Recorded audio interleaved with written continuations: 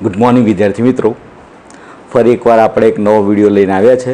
ધોરણ 12 મનોવિજ્ઞાન. અને મનોવિજ્ઞાનમાં આપણે બુદ્ધિ ત્રીજો પાઠ જે છે એ બુદ્ધિ એ પાઠ વિશે ભણીશું. વિદ્યાર્થી મિત્રો, બુદ્ધિ માટે તો એવું કહી શકાય કે બુદ્ધિ બજારમાં મળતી નથી. એ ઈશ્વરની દેન છે, ઈશ્વર તરફથી મળેલી એક શક્તિ છે. અને સમગ્ર વિશ્વમાં દરેક પશુ પક્ષી પ્રાણીઓમાં માનવ એક એવું પ્રાણી છે, એવું સામાજિક પ્રાણી છે કે જે પોતાની બુદ્ધિથી દરેક ક્ષેત્રમાં એ પ્રગતિ કરી શકે છે, દરેક જગ્યાએ સફળતા પ્રાપ્ત કરી શકે છે. અને પોતાની બુદ્ધિના કારણે જ એ જંગલના રાજા સિંહ જેવા સિંહને પણ એ પોતાની ચાબુકથી નચાવી શકતો હોય છે. તો માનવીય આ જે બુદ્ધિ જે છે એ કેવી રીતે કાર્ય કરે છે, બુદ્ધિનું માપ કેવી રીતે કાઢી શકાય, એ બધી બાબતો આજે આપણે જોઈશું. અને ઘણીવાર આપણને રસ્તે રખડતા ઘણીવાર ગાંડા લોકો જોવા મળે. આપણને લાગે કે આ ગાંડા છે. પણ એક મનોવિજ્ઞાનના ડૉક્ટર મૃગેશ દેસાઈ, એમની મેં એક પુસ્તક વાંચી હતી અને એમનું એવું માનવું છે કે જે રસ્તે રખડતા ગાંડા લોકો છે એ પણ પોતાની દુનિયાના રાજા છે. માટે આપણે એમને ગાંડા ના કહેવું જોઈએ, કેમ કે એમના માટે આપણે ગાંડા ગણાતા હોઈએ છે. તો વિદ્યાર્થી મિત્રો, આ બુદ્ધિને અક્કલ, મતિ, શાણપણ એ બધું કહેવામાં આવે છે. તો આજે બુદ્ધિ વિશે આપણે પાવર પોઈન્ટ દ્વારા જોઈશું અને સમજવાનો પ્રયત્ન કરીશું. જે પણ લાગે એ તમે નોંધી લેજો પ્લીઝ. વિદ્યાર્થી મિત્રો, આ પાવર પોઈન્ટ દ્વારા તમે જ્યારે બુદ્ધિ મનોવિજ્ઞાનનો ત્રીજો પાઠ જે છે એ ભણી રહ્યા છો, હું આશા રાખું કે તમે લખી લો તો વધારે સારું. તો ડોન બોસ્કો હાઈસ્કૂલ છોટાઉદેપુરમાં હું આપ સર્વનું સ્વાગત કરું છું. આ આપણી શાળા છે. કદાચ તમે એને મિસ કરતા હશો, અત્યારે બહુ યાદ કરતા હશો. તમે છો ને એટલે સુમસાન લાગી રહી છે, બરાબર? તો જોઈએ વિષય મનોવિજ્ઞાન, વિષયાંક બુદ્ધિ. વિદ્યાર્થી મિત્રો, મેં તમને સમજાવ્યું તે પ્રમાણે પૃથ્વી ઉપર વસવાટ કરતી સમગ્ર જીવસૃષ્ટિમાં સર્વશ્રેષ્ઠ મનુષ્ય છે. આ ઉત્ક્રાંતિની શ્રેણીમાં ઉચ્ચતમ સ્થાન ધરાવતા મનુષ્યના મગજની રચના અન્ય પ્રાણીઓની તુલનામાં વધુ વિકસિત છે. સામાન્ય રીતે આપણે બુદ્ધિને અક્કલ, ડહાપણ, ચાતુર્ય, મતિ, વિવેક, શાન, સમજણ વગેરે શબ્દોના પર્યાય તરીકે ઓળખીએ છીએ. વિદ્યાર્થી મિત્રો, આ પ્રશ્નનો જવાબ તમારે 1 માર્ક્સમાં 100% પૂછાતો હોય છે કે બુદ્ધિના બીજા કયા કયા નામથી બુદ્ધિને ઓળખવામાં આવે છે. તો એ છે અક્કલ, ડહાપણ, ચાતુર્ય, મતિ, વિવેક, શાન, સમજણ.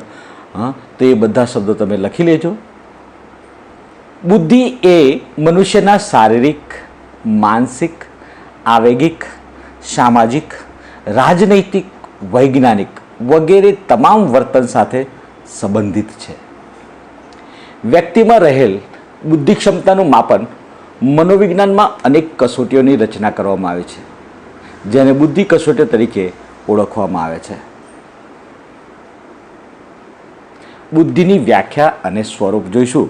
વિદ્યાર્થી મિત્રો, બની શકે તો તમે લખતા રહો તો વધારે સારું રહેશે, સમજી શકીએ અને લખતા રહેજો. બુદ્ધિની વ્યાખ્યા 1879માં જર્મન મનોવૈજ્ઞાનિક અબિંગહોસે વ્યક્તિ વચ્ચે રહેલી ભિન્નતાના આધારે બુદ્ધિની વ્યાખ્યા આપવાનો સૌપ્રથમ પ્રયાસ કર્યો હતો. બુદ્ધિ શબ્દ સંસ્કૃત ભાષાના બુદ્ધ ધાતુ પરથી ઉતરી આવેલો છે. બુદ્ધ એટલે સમજવું કે જ્ઞાન પામવું. બુદ્ધિ માટે અંગ્રેજીમાં ઇન્ટેલિજન્સ શબ્દનો ઉપયોગ થાય છે. એ લેટિન ભાષાના ઇન્ટેલિજર એટલે સમજવું તેના ઉપરથી ઉતરી આવેલો છે. બુદ્ધિ એટલે વસ્તુને જાણવાની, ચિત્તની આકલન કે સમજ શક્તિ. આ જે વ્યાખ્યા છે એ આપણી ગુજરાતી ભાષાનું સાર્થ જોડણી કોષ છે તેમાં આપેલું છે. ફરી એકવાર જોઈ લેજો. સાર્થ નામના ગુજરાતી જોડણી કોષમાં આ વ્યાખ્યા આપેલી છે કે બુદ્ધિ એટલે વસ્તુને જાણવાની, ચિત્તની આકલન કે સમજ શક્તિ. બુદ્ધિ એટલે સારી રીતે સમજવાની, યોગ્ય રીતે નિર્ણય લેવાની અને તર્ક કરવાની શક્તિ. આ વ્યાખ્યા બીને અને સાયમન નામના મનોવિજ્ઞાને આપી છે. બુદ્ધિ જેટલા પ્રમાણમાં અમૃત રીતે વિચારવાની શક્તિ ધરાવતી હોય તેટલા પ્રમાણમાં તે બુદ્ધિમાન હોય છે. આ વ્યાખ્યા ટર્મન નામના વૈજ્ઞાનિકે આપેલી છે.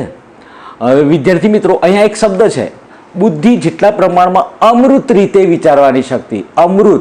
અમૃત મતલબ કે આપણે જે શબ્દો, દાખલા તરીકે પ્રામાણિકતા છે, ઈમાનદારી છે, એ કોઈ વસ્તુ નથી જેને આપણે જોઈ નથી શકતા. એને ફક્ત અનુભવી શકીએ, સમજી શકીએ. બીજા ધોરણના છોકરાને આપણે કહીએ કે બેટા ઈમાનદાર બન, પ્રામાણિક બન, તો એને સમજણ નહીં પડે. સ્વતંત્રતા શું છે ખબર નહીં પડે. પણ જ્યારે તમે અત્યારે મોટા છો તમે વધારે સારી રીતે સમજી શકો છો. અને આપણે 11મા ધોરણમાં સારી રીતે સમજ્યા હતા અને ફરી જ્યારે મળીશું ત્યારે પણ વધારે સારી રીતે સમજાવીશ. બુદ્ધિ એટલે વ્યક્તિની એવી સમગ્રલક્ષી શક્તિ જેને લીધે તે ધ્યેયપૂર્વક કાર્ય કરી શકે, તાર્કિક રીતે વિચારી શકે અને પર્યાવરણ સાથે અસરકારક રીતે વ્યવહાર કરી શકે. આ વ્યાખ્યા વેક્સલર નામના મનોવૈજ્ઞાનિકે આપેલી છે. બુદ્ધિ એટલે એક કે વધારે સાંસ્કૃતિક પરિવેશોમાં મહત્વની ગણાતી સમસ્યાઓને ઉકેલવાની કે મૂલ્યવાન વસ્તુઓનું નિર્માણ કરવાની શક્તિ કે કુશળતા. આ વ્યાખ્યા ગાર્ડનર નામના વૈજ્ઞાનિકે આપેલી છે. બુદ્ધિ એટલે પર્યાવરણના કોઈપણ સંદર્ભ સાથે અનુકૂલન કરવા માટે અથવા તેને ઘાટ આપવા માટે અથવા તેને પસંદ કરવા માટે જરૂરી માનસિક શક્તિઓ. તે વ્યાખ્યા સ્ટેનબર્ગ નામના મનોવૈજ્ઞાનિકે આપેલી છે. બુદ્ધિ એ તમામ બૌદ્ધન પ્રક્રિયાઓનો સરવાળો છે જેમાં આયોજન, માહિતીનું સંકેતોમાં અંકન, ધ્યાન વગેરેનો સમાવેશ થાય છે. આ વ્યાખ્યા આપણા ભારતીય મનોવૈજ્ઞાનિક જેપી દાસે આપેલી છે. બુદ્ધિનું સ્વરૂપ: 1. વિભિન્ન બોધાત્મક માનસિક શક્તિઓનો સરવાળો છે. 2. તર્ક વિચારણા, કલ્પના, નિર્ણય શક્તિ વગેરે બુદ્ધિના પાસાઓ છે. આથી કહી શકાય કે બુદ્ધિ એક સમગ્રલક્ષી માનસિક શક્તિ છે. 2. અમૃત રીતે તર્ક કરવાની ક્ષમતા. અમૃત તર્ક કે ચિંતન એવી માનસિક ક્ષમતા છે જેની મદદથી વ્યક્તિ શાબ્દિક, ગાણિતિક, વૈજ્ઞાનિક નિયમન સરળતાથી સમજી શકે છે. જેમ કે ન્યાય, પ્રામાણિકતા, સજ્જનતા એ એવા શબ્દો છે જેને મૃત કે આકૃતિના સ્વરૂપમાં દર્શાવી શકાતા નથી. 3 નંબર, સમસ્યાનો ઉકેલ મેળવવાની ક્ષમતા. બુદ્ધિ વડે વ્યક્તિ આંતરસૂઝની મદદથી સમસ્યાનો ઉકેલ મેળવી શકે છે. સમસ્યા ઉકેલ માટે પૂર્વ અનુભવોનો લાભ પ્રાપ્ત કરી શકે છે. 4 નંબર, ઉદ્દેશ્યપૂર્ણ ક્રિયાઓ અને નિર્ણયો લેવાની ક્ષમતા. જીવન વ્યવહારના સામાન્યથી માંડી વિશિષ્ટ કાર્યો કરવામાં અને નિર્ણયો લેવામાં બુદ્ધિ મદદરૂપ બને છે. 5 નંબર, વાતાવરણ સાથે સમાયોજન કે અનુકૂલન કરવાની ક્ષમતા. બુદ્ધિ એ નવી પરિસ્થિતિઓ કે કાર્ય અંગે બદલાતી જતી અપેક્ષાઓ સાથે સાનુકૂળ થવાની શક્તિ છે. હવે આપણે આ બુદ્ધિનો જે સામાન્ય સંભવિતતાનો આલેખ જે છે એને સમજવાનો પ્રયત્ન કરીશું. જોઈએ કે બુદ્ધિના પ્રમાણની બાબતમાં વ્યક્તિગત ભિન્નતા જોવા મળે છે. વ્યક્તિમાં રહેલી બુદ્ધિ ક્ષમતાનું માપન કરવા માટે વિલિયમ સ્ટર્ને 1912માં સૌ પ્રથમ સૂત્ર દર્શાવ્યું હતું કે જે નીચે મુજબ છે. જુઓ, બુદ્ધિલબ્ધિ એટલે આઈક્યુ, ઇમોશન ક્વોશન્ટ, અને નીચેની સાઈડ છે ઇન્ટેલિજન્સ ક્વોશન્ટ. બરાબર. બુદ્ધિલબ્ધિ આઈક્યુ એટલે માનસિક વય, ભાગ્યા શારીરિક વય એટલે કે ઇન્ટેલિજન્સ ક્વોશન્ટ ગુણ્યા 100. આ સૂત્ર તમારે 1 વાગ્યાના પ્રશ્નમાં પૂછાતું હોય છે. સામાન્ય બુદ્ધિ ક્ષમતા 90 થી 110 એ આઈક્યુ ધરાવતા લોકોનું પ્રમાણ 50% છે, જ્યારે સામાન્યથી ઓછા કે વધુ પ્રમાણમાં બુદ્ધિ ક્ષમતા ધરાવતા લોકોનું પ્રમાણ ઓછું છે. જ્યારે માનસિક રીતે પડકારરૂપ અને અતિ ઉત્કૃષ્ટ કે તેજસ્વી બુદ્ધિ ક્ષમતા ધરાવતા વ્યક્તિઓનું પ્રમાણમાં ખૂબ જ ઓછું 2.2 એટલે 2.2% છે. બુદ્ધિ વિશેના આધુનિક અભિગમો. વિદ્યાર્થી મિત્રો, મારે અહીંયા તમને ખાસ જણાવવાનું કે બુદ્ધિ વિશેના 5 અભિગમો છે અને 5માંથી 2 અભિગમ 100% ટૂંકનોંધમાં લાંબા પ્રશ્નમાં 100% દર વર્ષે પૂછાતા હોય છે બોર્ડ પરીક્ષામાં. તો લખીને તૈયાર કરી લેજો. તો પહેલો અભિગમ છે સ્પીયરમેનનો દ્વિઘટકનો સિદ્ધાંત, બીજો અભિગમ છે સ્ટનબર્ગનો ત્રિપુટીનો સિદ્ધાંત, ત્રીજો અભિગમ છે ગિલફર્ડનો ત્રિપરિણાત્મક સિદ્ધાંત, ચોથો સિદ્ધાંત છે ગાર્ડનરનો બહુવિધ બુદ્ધિનો સિદ્ધાંત. વિદ્યાર્થી મિત્રો, જ્યાં સુધી મને ખબર છે ત્યાં સુધી 4 નંબરનો જે ગાર્ડનરનો બહુવિધ બુદ્ધિનો સિદ્ધાંત એ 100% પરીક્ષામાં પૂછાતો હોય છે. એને બરાબર ધ્યાનથી આપણે સમજીશું. 5મો સિદ્ધાંત છે જેપી દાસનો પાસ સિદ્ધાંત. આ જેપી દાસ એ આપણા ભારતીય મનોવૈજ્ઞાનિક છે અને તેમણે પાસ સિદ્ધાંત આપેલો છે. આ પાસ સિદ્ધાંત પણ મોટાભાગે ટૂંકનોંધમાં પૂછાતો હોય છે. તો પહેલો જોઈએ સ્પીયરમેનનો દ્વિઘટકનો સિદ્ધાંત. સ્પીયરમેનના મતે બૌદ્ધિક ક્ષમતા મુખ્યત્વે 2 ઘટકોની બનેલી છે. એક સામાન્ય બુદ્ધત્વ, બીજું વિશિષ્ટ બુદ્ધત્વ. સામાન્ય બુદ્ધત્વને જી ફેક્ટરનો કૌંસમાં મેં અર્થ બતાવેલો છે જનરલ ફેક્ટર તરીકે અને વિશિષ્ટ બુદ્ધત્વને એસ ફેક્ટર એટલે સ્પેશિયલ ફેક્ટર તરીકે ઓળખવામાં આવે છે. જી ફેક્ટર એટલે કે જનરલ ફેક્ટરની સામાન્ય લાક્ષણિકતાઓ જોઈએ. આ જે જી ફેક્ટર છે, જે સામાન્ય લાક્ષણિકતાઓ દરેક માનવીમાં જોવા મળે છે, તે છે આ જન્મદત્ત ક્ષમતા છે. એટલે ઈશ્વર તરફથી આપણને જે પણ જન્મ સમયે જે પણ શક્તિઓ મળેલી છે તે શક્તિઓ એટલે જન્મદત્ત ક્ષમતા છે. આ સામાન્ય માનસિક ઉર્જા કે શક્તિ છે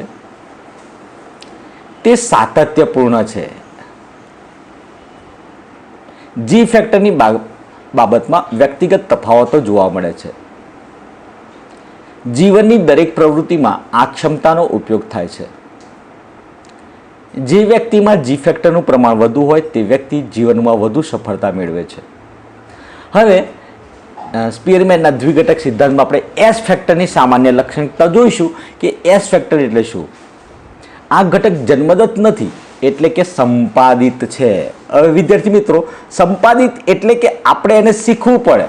શિક્ષણ દ્વારા, પ્રયત્નો દ્વારા, પરિશ્રમ દ્વારા આપણે આપણા જીવનની અંદર જે પણ જ્ઞાન શીખતા હોય છે, નવું નવું શીખતા હોય છે. એવું કહેવાય છે કે માનવી એટલે કે જન્મથી લઈને મૃત્યુ સુધી કંઈક ને કંઈક નવું શીખે એ જ જીવનમાં સફળ થઈ શકે છે.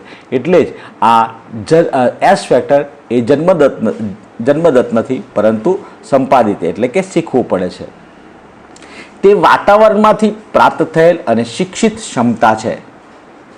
એક જ વ્યક્તિમાં પ્રવૃત્તિએ એસ ફેક્ટરમાં વિવિધતા જોવા મળે છે. વિશિષ્ટ ક્ષમતાની બાબતમાં વ્યક્તિગત તફાવતો રહેલા છે. એક વ્યક્તિમાં એસ ફેક્ટરના વિવિધ પાસામાં માત્રાત્મક તફાવત રહેલો છે. એટલે કે એક જ વ્યક્તિમાં વિવિધ વિશિષ્ટ ક્ષમતાઓ જેવી કે ભાષાકીય, ગાણિતિક વગેરે એક સરખા પ્રમાણમાં હોતી નથી. શિક્ષણ અને તાલીમ દ્વારા તેમાં કેટલેક અંશે પરિવર્તન લાવી શકાય છે. હવે બીજો અભિગમ જોઈએ સ્ટનબર્ગનો ત્રિપુટીનો સિદ્ધાંત. રોબર્ટ સ્ટનબર્ગ એ 1985માં બુદ્ધિ અંગેનો સિદ્ધાંત દર્શાવ્યો છે. તેમના મતે બુદ્ધિ એ વાસ્તવિક વાતાવરણમાં વ્યક્તિના જીવનમાં કેન્દ્ર સ્થાને રહેલી માનસિક પ્રવૃત્તિ છે. જ્યારે વ્યક્તિ આ માનસિક ક્ષમતાઓનો ઉપયોગ કરી બાહ્ય વાતાવરણના ઘટકોને સ્વીકારવાનો, પસંદ કરવાનો અને તેને યોગ્ય ઘાટ આપવાનો પ્રયાસ કરે છે, ત્યારે તે જીવનમાં સફળ થઈ શકે છે. રોબર્ટ સ્ટનબર્ગે પોતાના સિદ્ધાંતમાં 3 પાસાઓ દર્શાવ્યા છે. 1. ઘટકીય બુદ્ધિ, 2. અનુભવજન્ય બુદ્ધિ. 3 સંદર્ભગત. સ્ટર્નબર્ગના સિદ્ધાંતમાં આપણે 3 બાબતો જોઈશું. 1 ઘટકીય બુદ્ધિ. આ પ્રકારની બુદ્ધિમાં અમૂર્ત અને વિશ્લેષણાત્મક રીતે વિચારવાની શક્તિ રહેલી છે. આથી આ પ્રકારની બુદ્ધિને વિશ્લેષણાત્મક બુદ્ધિ તરીકે પણ ઓળખવામાં આવે છે.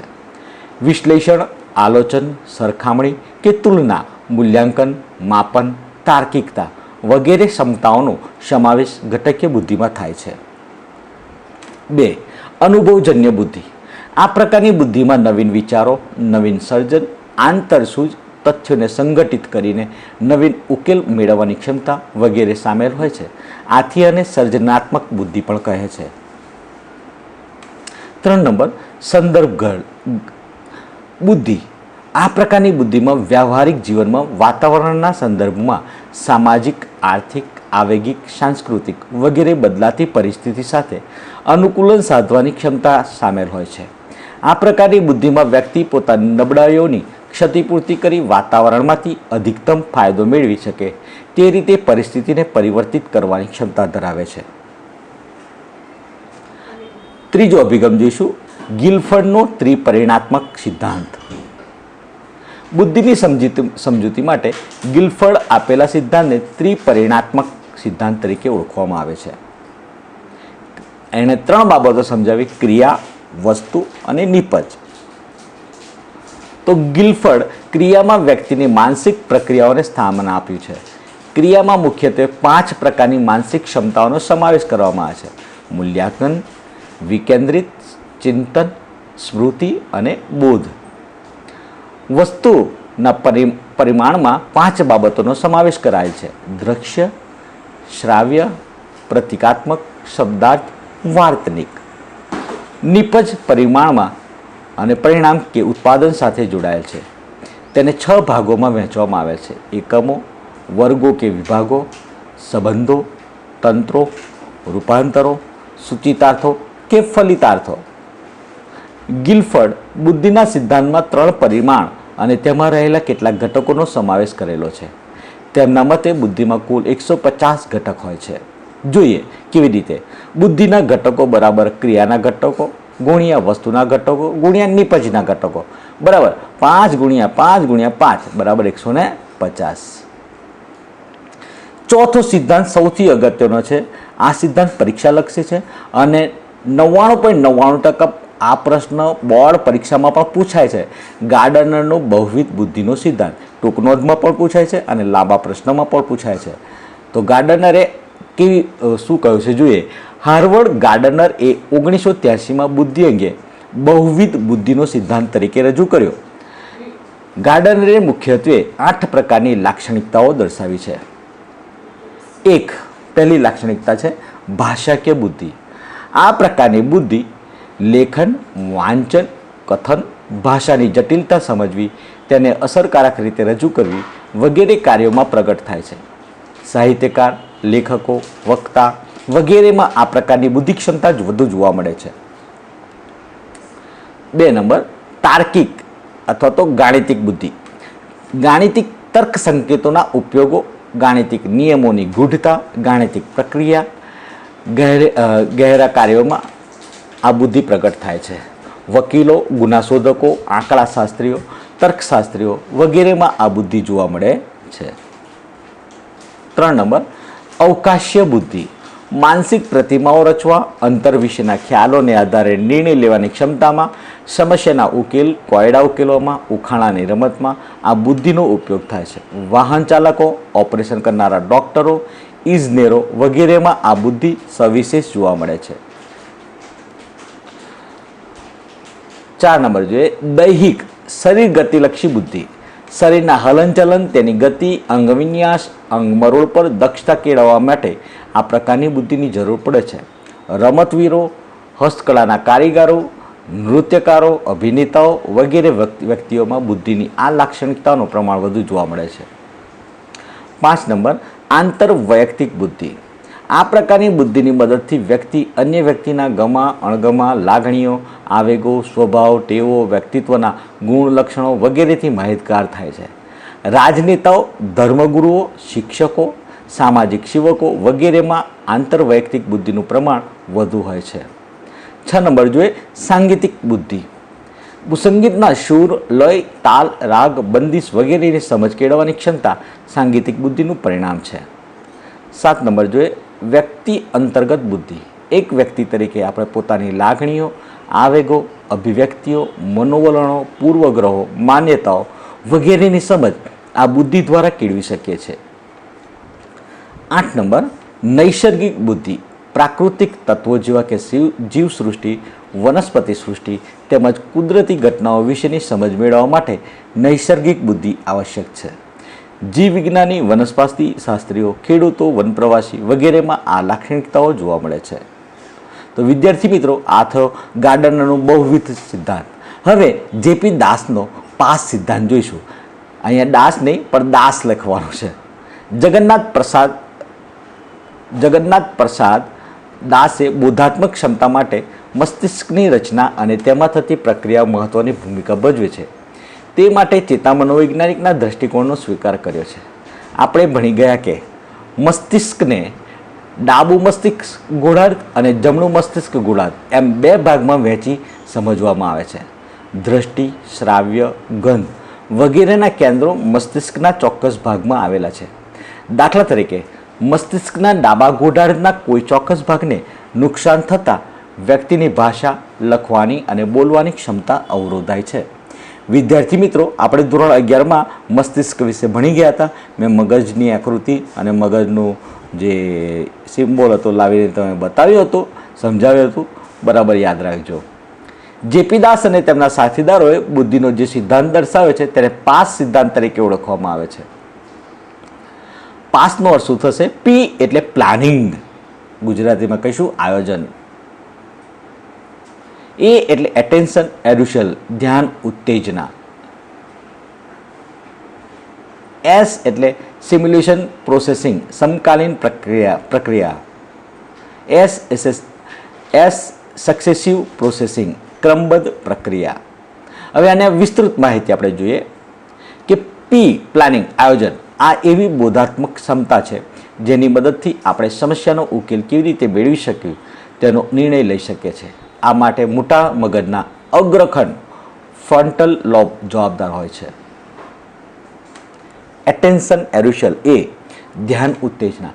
આ બોધાત્મક પ્રક્રિયામાં વાતાવરણમાં રહેલા ઘણા ઉદ્દીપકો પ્રત્યે ધ્યાન આપવાની અને અન્ય ઉદ્દીપકોની અવગણના કરવાની ક્ષમતાનો સમાવેશ થાય છે. ધ્યાન અને ઉત્તેજના સાથે મસ્તિષ્કના મગજ સ્કંધ, બ્રેનસ્ટેમ અને થેલેમસ સંકળાયેલા છે.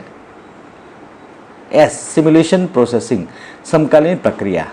આ બોધાત્મક પ્રક્રિયામાં જુદા જુદા ઉદ્દીપકોને એકસાથે સાંકળીને તેને એક સમગ્ર ઘટના તરીકે આલેખવાની ક્ષમતા રહેલી છે. ભાષાકીય સમજ મેળવવા માટે દાખલા તરીકે મારી માતાના પિતાના એકના એક દીકરા મારા કોણ થાય? જવાબ આવશે મામા. આ ક્ષમતા માટે મગજનો પશ્વખંડ ઓક્ટિપલ લોબ અને મધ્યખંડ પ્રીટલ લોબ વધુ મહત્વની ભૂમિકા ભજવે છે. એસ સક્સેસિવ પ્રોસેસિંગ, ક્રમબદ્ધ પ્રક્રિયા. અહીં ઉદ્દીપકોની ક્રમબદ્ધ રીતે રજૂ કરવાની ક્ષમતાનો સમાવેશ થાય છે, જેમાં ખાસ કરીને ક્રમબદ્ધ અક્ષરો, વર્ણમાળા અને શબ્દોને ગોઠવીને વાંચન કાર્ય અને લેખન કાર્ય કરવાની ક્ષમતાનો સમાવેશ થાય છે. આ માટે મગજનો અગ્રખંડ ફ્રોન્ટલ લોબ અને નિમ્નખંડ ટેમ્પોરલ લોબ અત્યંત અગત્યતા ધરાવે છે.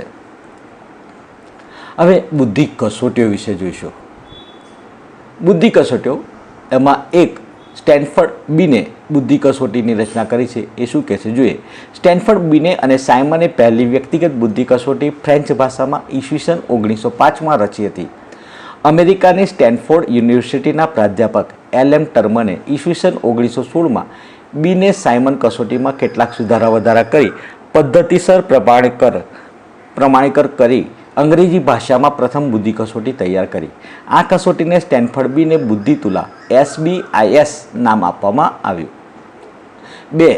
વેક્સલરની બુદ્ધિ તુલાઓ. આ કસોટીઓ બાળકથી માંડીને પુખ્ત વયની લોકોની બુદ્ધિ માપન માટે ઉપયોગમાં લેવાય છે. વેક્સલરની પુખ્ત વયની વ્યક્તિ માટેની કસોટી વેક્સલર એડલ્ટ ઇન્ટેલિજન્સ સ્કેલ WAIS 16 વર્ષથી લઈને 64 વર્ષ સુધીના પુખ્ત વયના લોકોની બુદ્ધિ માપે છે.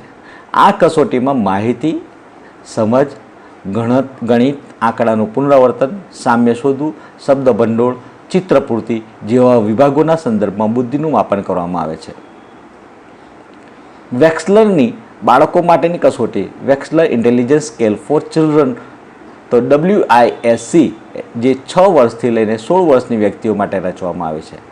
વેક્સલરની પૂર્વ પ્રાથમિક શાળાની કક્ષા માટેની કસોટી Wechsler preschool primary scale for intelligence WPPSI 4 વર્ષથી લઈને 6.5 વર્ષના બાળકોની સમગ્ર બુદ્ધિ અને કાર્યોના ગુણાંક માપે છે. બુદ્ધિ કસોટીઓ, અને એમાં આગળ આવે છે રેવનની બુદ્ધિ કસોટી.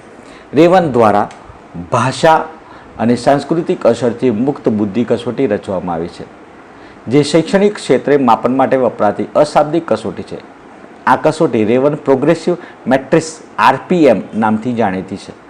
અમૃત તર્કના માપન માટે આ કસોટી ખૂબ જ ઉપયોગી છે.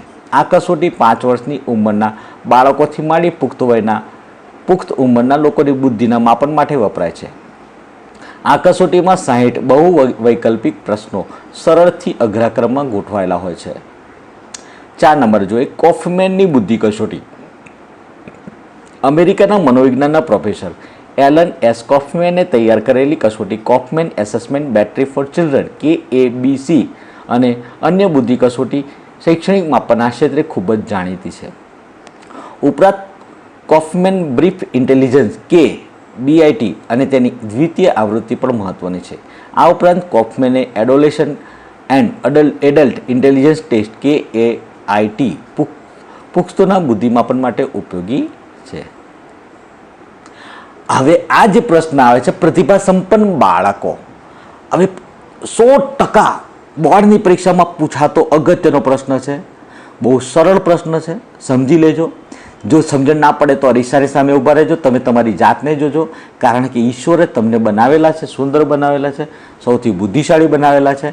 અને જે પોતે બુદ્ધિશાળી હોય છે, પોતાની જાત ઉપર પોતાના ઉપર વખાણ કરી શકતા હોય પોતાના, એ વ્યક્તિ પ્રતિભા સંપન્ન વ્યક્તિઓ ગણાય, પ્રતિભા સંપન્ન બાળકો ગણી શકાય. દુનિયામાં એવા ઘણા બધા પ્રતિભા સંપન્ન બાળકો છે અને એમાંના તમે પણ એક છો. તો જોઈએ પ્રતિભા સંપન્નતાના લક્ષણો શું છે. તો પ્રતિભા સંપન્ન બાળકો ઉચ્ચ બુદ્ધિ અને વિશિષ્ટ માનસિક શક્તિઓ ધરાવતા હોય છે. તેઓ ઊંચું સ્વગૌરવ અને ઊંચી સ્વક્ષમતા ધરાવે છે. સર્જનાત્મક અને મૌલિક હોય છે. તેઓ સારી આંતરસૂઝ ધરાવે છે. તેઓની પરિપક્વતા સ્તર સામાન્ય કરતાં ઊંચું હોય છે. આથી ઉંમરના પ્રમાણમાં વધારે પુખ્તતા ધરાવે છે. લેખન, સંગીત, કલા, યાંત્રિકતા, ડિઝાઇન જેવા એક કે વધુ ક્ષેત્રોમાં સર્જનાત્મકતા ધરાવે છે. સ્વવિવેચક હોય છે. પોતાનું કાર્યનું તાર્કિક મૂલ્યાંકન કરી શકે છે. તેઓ બાહ્ય કરતાં આંતરિક પ્રેરણાથી દોરાઈને કાર્ય કરતા હોય છે. તેમને ઉચ્ચ બૌદ્ધિક શક્તિઓ વિશે ઊંચું માન હોય છે. તેઓ મહદ અંશે અંતર્મુખ હોય છે. તેઓ એકાંત પ્રિય પણ જોવા મળે છે. વિદ્યાર્થી મિત્રો, હવે અંતમાં આપણે છેલ્લો ટોપિક લઈશું આ પાઠનો, બુદ્ધિ પાઠનો, મનોદુર્બળતાના પ્રકારો. મેં તમને શરૂઆતમાં જ કહ્યું હતું કે આપણને ઘણીવાર ગામમાં ગાંડા લોકો જોવા મળતા હોય છે, જેમને કપડાનું પણ ભાન નથી હોતું અને ખાવાનું પણ ભાન નથી હોતું, બરાબર. તો આવા માનસિક રીતે જે દુર્બળ છે, ગાંડા ગણીએ છે, એવા લોકો, એવા પ્રકારો કેવા હોય છે જોઈએ. મનોદુર્બળતાના 4 પ્રકારો છે. 1. હળવી મનોદુર્બળતા. હળવી મનોદુર્બળતાનો બુદ્ધિઆંક 50 થી 69 સુધીનો હોય છે.